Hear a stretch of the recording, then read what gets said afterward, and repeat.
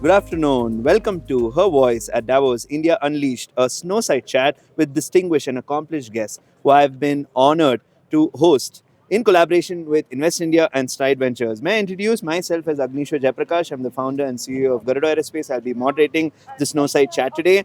And with me here, we have the Director of Investment Relations of Stride Ventures, Faria Ansari ma'am, and we also have the CEO and MD of WellSpun, Dipali Goenka ma'am. Thank you so much for being here with me today. I know it is very cold, so I'll get straight to the questions. Please do give us a brief introduction about yourself and your role in the organization so far, being leaders in the organization. Why don't I let the Pali go first? Wonderful. So I am the MD of Wellspun Living, which is a home textile company which does towel, sheets, bedding, rugs, carpets, and flooring. And we are present in 50 countries across the globe. And I must tell you, every fifth towel in the United States of America is made by us. And we have two brands in India, Spaces and Wellspun. We are present in around MBOs, 15,000 MBOs in India right now, and also a brand in UK called Christie, which does the towels for Wimbledon. So yes, the important thing is that while it's home textiles and the bedrock of everything that we do is sustainability, and I think that's the core of whatever we do. Great. Hi, I'm Fariha Ansari Javed. I'm the Chief Investor Relations Officer at Stride Ventures. Stride is India's largest institution that is lending to the startup ecosystem. I've been at Stride for a little over a year, but it's a force to be reckoned with. We have 3 funds in India, and we're enabling the startup ecosystem's expansion overseas with 2 additional funds that are USD denominated. So we've started our expansion overseas. It's wonderful to be at Davos and particularly at this wonderful interview. Thank you so much. And as women in power and leaders in charge, do share us a quick summary of your journey and also some of the experiences and challenges because women would love to hear successful leaders like you who have come up from very I would say a stigmatic environment, especially in India. But how have you done it? We all want to know the secret sauce. So I started working when I was 30. And I made it reverse. I got married at the age of 18. I had my girls early, and I started working when I was 30. I was a homemaker, and I really always believe, actually, even as a person, that as a person, you've got to constantly evolve, and that was something. I had the hunger to do something, and that's where I started my journey. And one more important aspect is that having 2 girls in a conservative Marwari community, for me, it was very important that I inspire them in the way and I opened the door for them. So that's where my journey began, Agni. And I think the important thing I must also add on here, while I started with my brand Spaces, which I launched in 2003, I took on the leadership role at the Home Textiles in 2010. There were just 7% women that time. Wow. And today, happy to say that we have 30% women at the blue collar and around 10% at the white collar. And I think I always believe women support women, and I think this could be a great way of looking at how the 50% of India's population starts contributing towards our journey towards the 5 trillion GDP. Wonderful.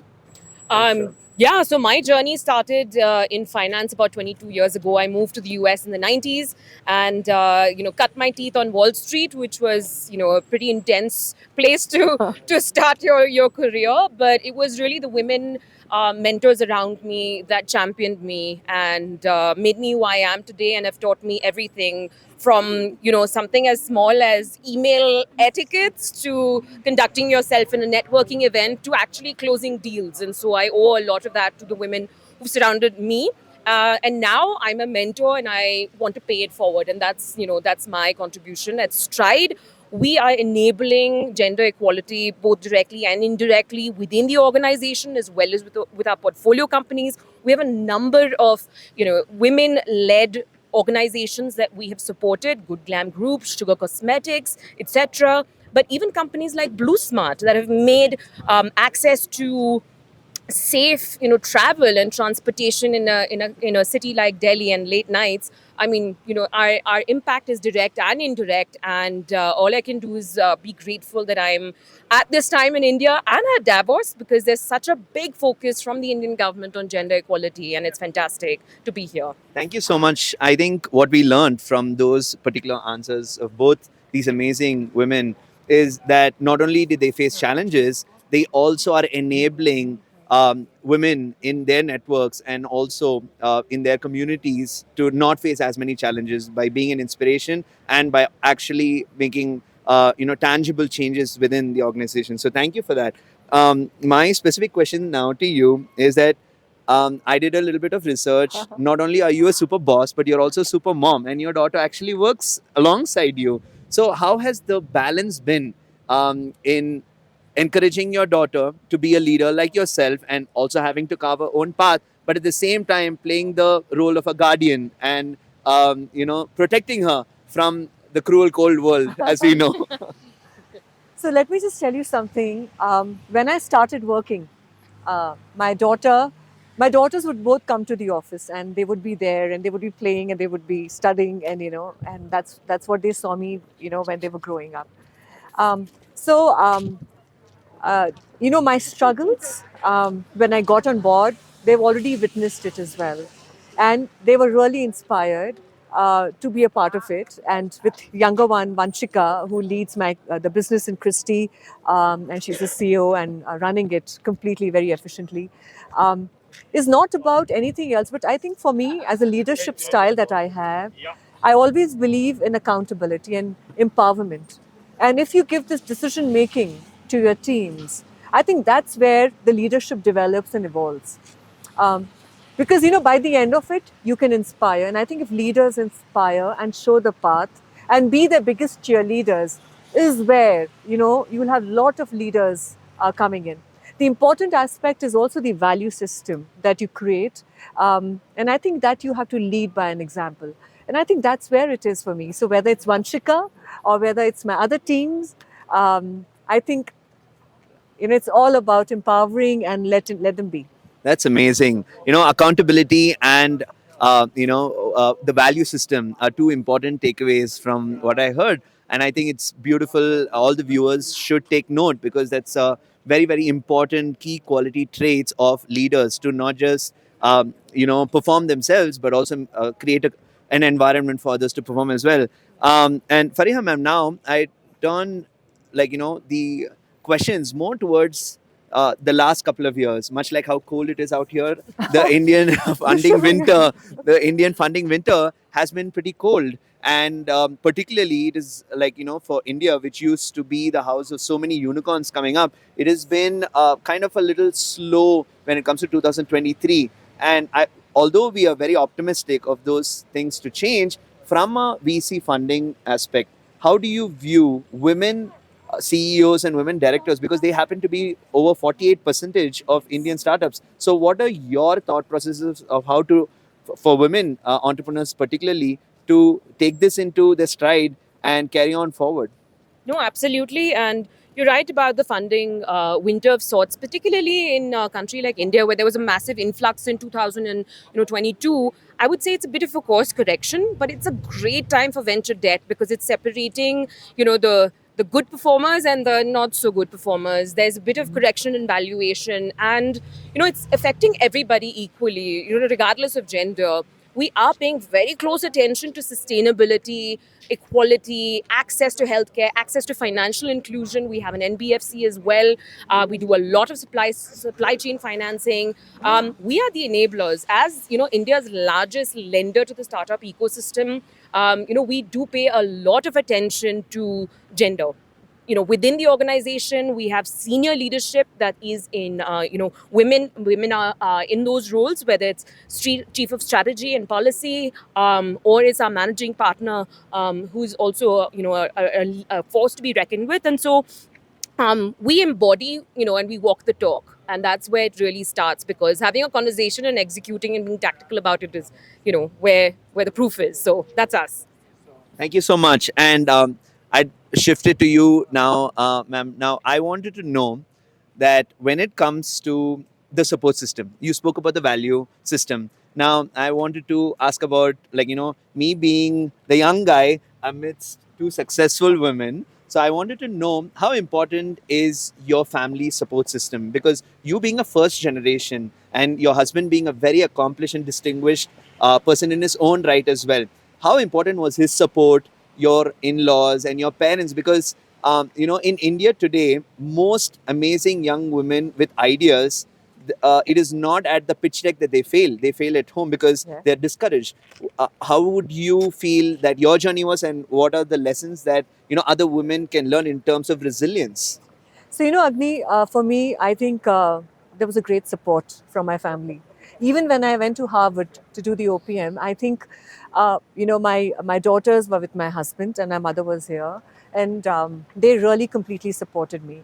And when I traveled, to all over the world, went for work, my girls were absolutely here. My husband was around. So I think it's all about being equal partners in a relationship. So by the end of it, it's not about a spouse, it's being the partnership that you have and how as an equity you create that. Now when we talk about it, and when I had this opportunity, I think for me, what I feel, for the women who are getting in and in the levels of mid-level and the leadership, I think the opportunities that we have created is the mentorship programs, the Women of Wellspun, where there are women supporting women, and the allyship, where men are there and how they are supporting the women to go forward as well, and keeping flexible options and opportunities for women. I think these are important aspects, Agni.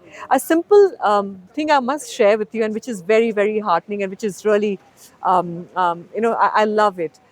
Is we did a small program called Swasti with an NGO in Swasti from South itself. Wow. With Walmart. Right. This was about women at the blue collar, and we taught them not only about hygiene but about and training their families to share the workload.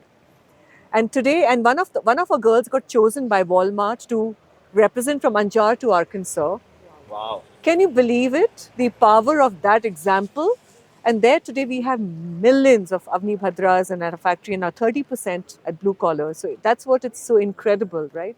So I think it's all about having these small little examples that inspire Absolutely. and at all levels, isn't it? So I think that's what it is. That's amazing. It is not just from a family perspective, but it's also women helping other Yeah, women yeah. and the sustainable business opportunities that you entail. I can completely relate, because at Garuda Aerospace, because of the Namo Drone Didi initiative, we have been chosen as one of the drone companies to provide training to over 15,000 young women self-help groups, and also ensuring that we teach them how to fly drones and also for them to use drones for sustainable use cases in agriculture in India. So I know that the country is moving towards, and we're at Davos. So I'd ask a global question to close out and warm ourselves.